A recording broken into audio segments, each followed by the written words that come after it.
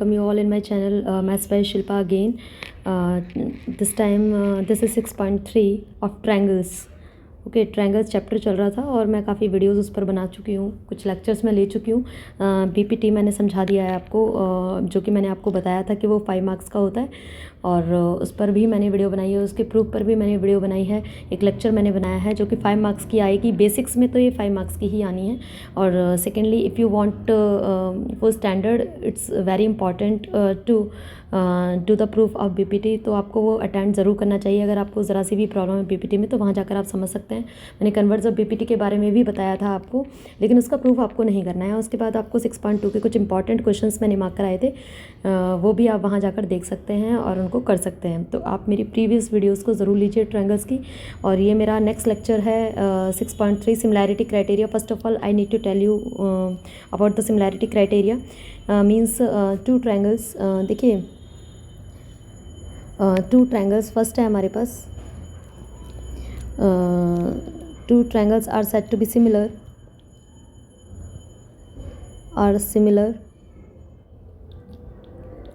if their corresponding sides and corresponding angles are equal। Okay, corresponding sides equal नहीं होनी चाहिए, corresponding sides का proportion same होना चाहिए। प्रपोर्शन का मतलब होता है, दूसरी लैंग्वेज में आप कह सकते हैं रेशो सेम होना चाहिए। Ratio is same. एंगल्स तो इक्वल होनी चाहिए और साइड्स का प्रपोर्शन सेम होना चाहिए for the triangles to be similar. Suppose कीजिए यहाँ पर दो ट्रायंगल हैं, अगर मैंने दो ट्रायंगल यहाँ पर बनाए हैं, ओके, इनके नाम मैंने दे दिए ए बी सी और यहाँ पर मैंने नेमिंग कर दिया यहाँ पर पी क्यू आर। तो दो ट्रायंगल्स को सिमिलर कब कहा जाता है? देखिए पहला यहाँ से क्राइटेरिया निकल कर आता है, first is triple S criteria. इसमें क्या होना चाहिए? इसका मतलब होता है साइड साइड साइड। इसमें क्या होना चाहिए? तीनों साइड्स का प्रपोर्शन सेम होना चाहिए। अगर हम कहें कि A B upon P Q is equal to B C upon Q R is equal to A C upon P R है, तो मीन्स उनका रेशो सेम है। और हम क्या कह सकते हैं कि ट्रायंगल ए बी सी जो है सिमिलर है ट्रायंगल पी क्यू आर के। Okay, A B C similar to P Q R हो जाएगा यहाँ से। अगर हमारे पास साइड्स इक्वल हैं, सॉरी दो ट्रायंगल सिमिलर है, तो हम ये मानकर चलते हैं कि उनकी करस्पॉन्डिंग जो एंगल्स होते हैं वो भी क्या होते हैं? इक्वल माने जाते हैं बाय CPST। एक CPST रूल होता है, CPST रूल 1 मार्क में क्वेश्चन भी आ रहा है, तो उसकी फुल फॉर्म पूछ लेते हैं। Corresponding parts of similar triangles, corresponding parts of similar triangles. CPCT में होता था corresponding parts of congruent triangles. Okay, तो नेक्स्ट रूल हमारा जो आता है वो आता है हमारे पास डबल ए सिमिलैरिटी और you can say triple A similarity. Okay, similarity तो इसमें क्या होता है हमारे पास कि या तो दो एंगल्स इक्वल होंगे। अगर दो एंगल्स इक्वल होते हैं किसी भी, सपोज करो this is triangle ABC, again this is triangle PQR। Okay, तो अगर हमारे पास करस्पॉन्डिंग एंगल्स इक्वल हैं, if A is equal to P, B is equal to, ज़रूर नहीं है सी क्यू के इक्वल हो सामने, ये वो इसके भी इक्वल हो सकता है एज़ पर गिवन कंडीशंस, तो भी हम कहते हैं कि वो सिमिलर हैं। अगर जब आपको लिखना है इनका नाम triangle ABC is similar to triangle, अब देखिए ए के सामने आपको क्या लिखना है? P ही लिखना है। ए के सामने आपको क्या लिखना है? P। B क्यू के इक्वल है तो B के सामने हम, सॉरी B आर के इक्वल है तो B के सामने हम R लिखेंगे, C के सामने हम Q लिखेंगे। ओके, तो ये रूल क्या हो जाता है? Double A similarity. Okay, double A similarities similar हो जाएंगे, क्योंकि अगर दो एंगल्स इक्वल हैं तो थर्ड तो ऑटोमेटिकली इक्वल ही होगा। तो सिमिलर का ये साइन होता है और आपको ये पता होना चाहिए डबल ए सिमिलैरिटी होती है। थर्ड सिमिलैरिटी जो आती है वो आपके पास आती है एस से एस सिमिलैरिटी। ओके, इसमें क्या होता है कि सपोज़ करो हमारे पास दो ट्रायंगल्स हैं, अगेन ये हमारे पास ABC है और ये हमारे पास PQR है। ओके, तो यहाँ से अगर सपोज़ कीजिए we have AB upon PQ is equal to AC upon PR। Okay, अगर हमारे पास ये this upon this and this upon this ये इक्वल है, तो इन दोनों साइड्स के बीच का जो एंगल होगा ये होगा, तो ये इक्वल होना ज़रूरी है एस अप्लाई होने के लिए। अगर AB का PQ के साथ BC का QR के साथ रेशो इक्वल है तो ये वाला सेम होना ज़रूरी था, B और Q। तो इसके लिए जो मैंने लिखा है उसके लिए एंगल A और एंगल P का सेम होना ज़रूरी होगा, तब हम कहेंगे triangle ABC is similar to triangle PQR by S similarity. Okay, तो इस तरीके से सिमिलैरिटी क्राइटेरिया 3 होते हैं। ओके, कौन से हमारे पास ट्रिपल एस, डबल ए और you can say triple A similarity, और थर्ड होता है आपके पास SAS रूल। तो इन तीनों रूल्स के अलावा कोई चौथा रूल नहीं है सिमिलैरिटी के लिए। ओके, तो जैसा कि आप देख सकते हैं मैंने यहाँ पर NCERT भी ओपन किया हुआ है, आप उसमें देख सकते हैं कि 6.3 मैंने ओपन किया हुआ है यहाँ से। और इसमें मैं अगर आपको देखिए इफ़ यू वांट टू, क्योंकि इनके प्रूफ तो आप करने नहीं है, so you need to see only the result. ये आप पढ़ना तो बिल्कुल वही चीज़ें हैं जो भी आपको मैंने बता चुकी हूँ, है ना। This one and this are the same thing. जैसे हमारे पास यहाँ पर है, ये साइड ट्रिपल एस रूल को बता रहा है। ओके, और यहाँ पर ये जो है SAS रूल को बता रहे हैं, डबल ए ऊपर जा चुका है। तो यहाँ से अगर मैं इम्पॉर्टेंट एग्जांपल्स को अगर मैं मार्क करूँ तो ये जो एग्ज़ाम्पल है ये जो है 3 मार्क्स का और यू कैन से 5 मार्क्स का आ जाता है पेपर में। तो बहुत ही इम्पॉर्टेंट क्वेश्चन है, वेटेज बहुत अच्छी है। तो 5 मार्क्स का एक क्वेश्चन आएगा, या तो BPT आ जाती है या कुछ अच्छा सा ही क्वेश्चन वो देंगे। तो ये क्वेश्चन बहुत अच्छा है। चलिए मैं आज इस क्वेश्चन को मैं करवा देती हूँ आपको, बहुत अच्छे से समझना है। और जो भी समझ में अगर नहीं आता है तो you will make a comment in the comment section. Example 8 is also very important of 3 marks और you can say 5 marks. Okay, तो ये दोनों एग्जाम्पल काफ़ी ज़्यादा आते हैं पेपर में। तो चलिए कोशिश करते हैं इनको कवर करने की। शुरू करते हैं एग्जाम्पल नंबर 7 से। Okay, let's start. Okay, example 6.3 हमने शुरू कर रहे हैं हम एग्जाम्पल नंबर 7 से। अ girl of height,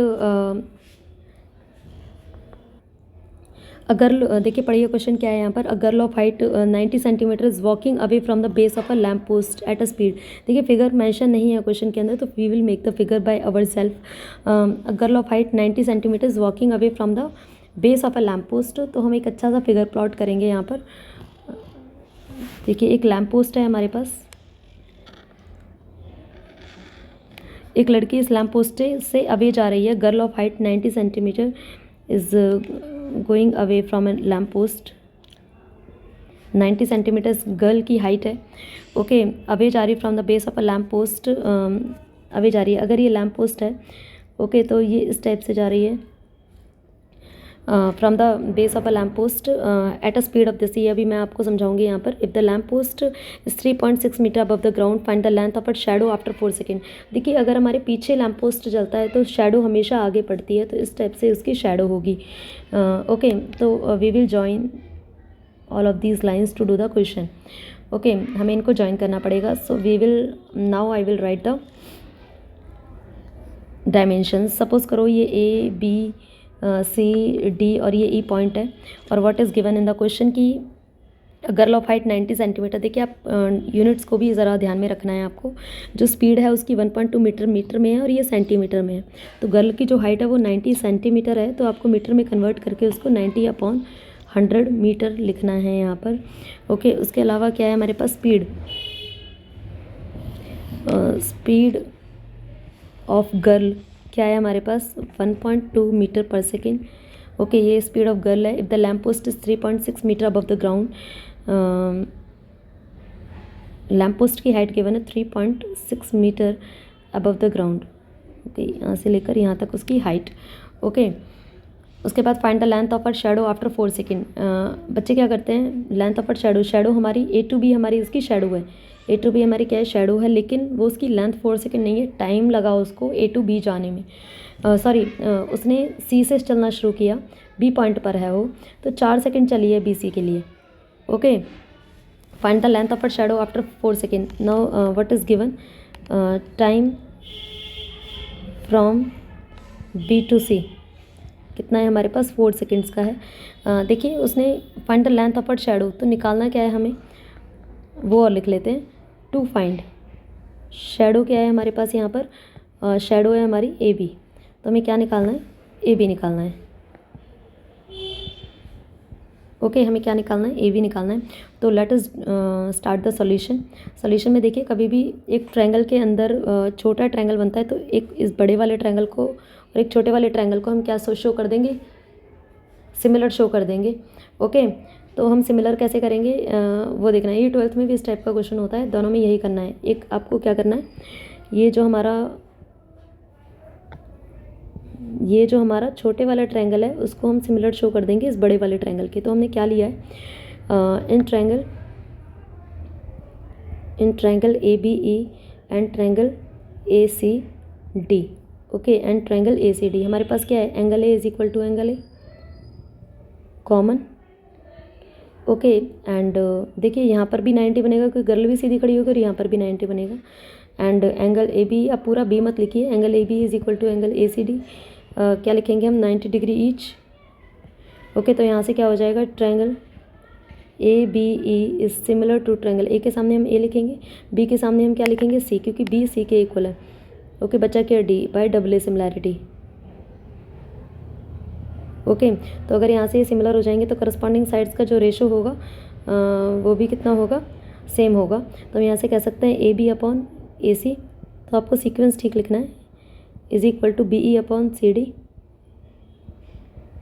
is equal to A E upon A D.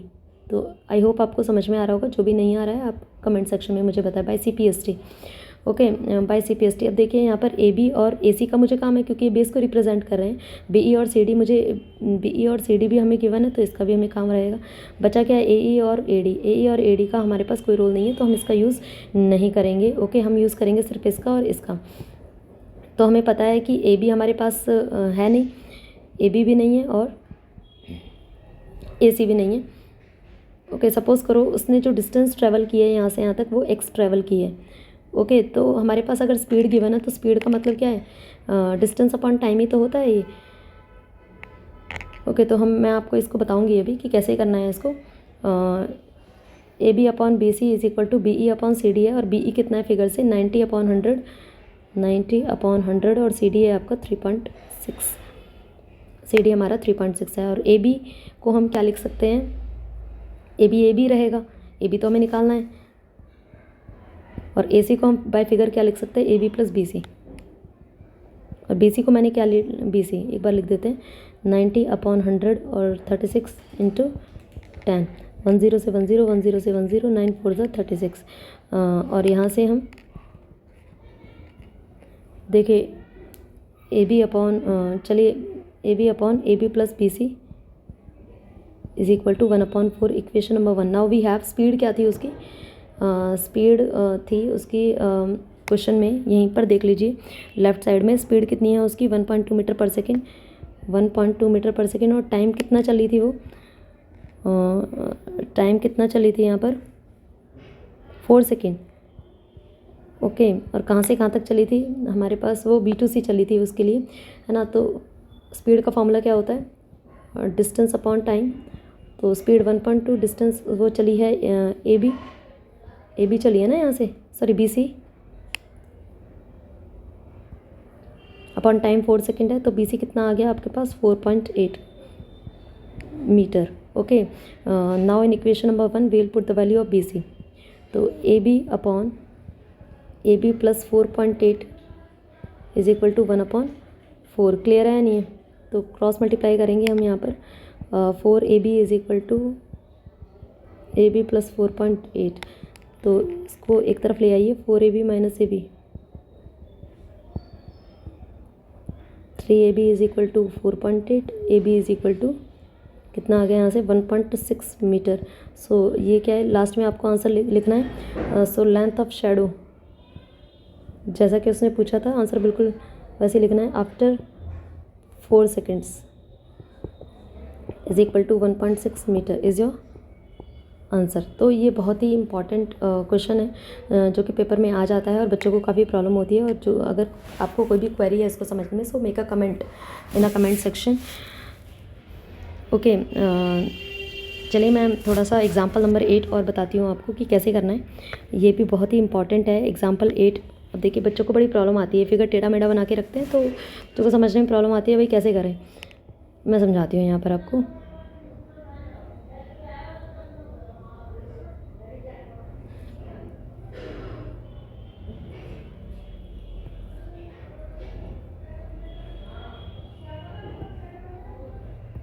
दोबारा प्लॉट करते हैं इस फिगर को,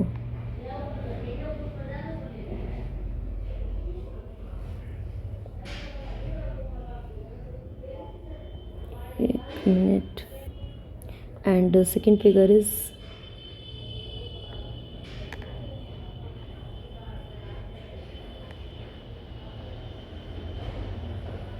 okay, and let us write the dimensions. Dimensions क्या हैं इसकी, सॉरी पॉइंट्स क्या हैं, ए बी सी और दिस पॉइंट इज़ एम और पी क्यू और यहाँ तक जो है वो ये दो फिगर्स हैं हमारे पास. In figure this C M and R N respectively are the medians of triangle A B C. तो जो गिवन है वो बहुत हम अच्छे से लिखेंगे. So what is given in the question, C M and R N are medians. Medians क्या होते हैं, जो अपोजिट साइड को बाइसेक्ट करते हैं. मतलब अगर सी एम मीडियन है तो एम पॉइंट ने ए बी को दो इक्वल पार्ट्स में कट किया है. ऐसे ही आर एन अगर मीडियन है तो उसने एन पॉइंट ने पी क्यू को दो इक्वल पार्ट्स में कट किया है. Are medians of triangle A B C and triangle P Q are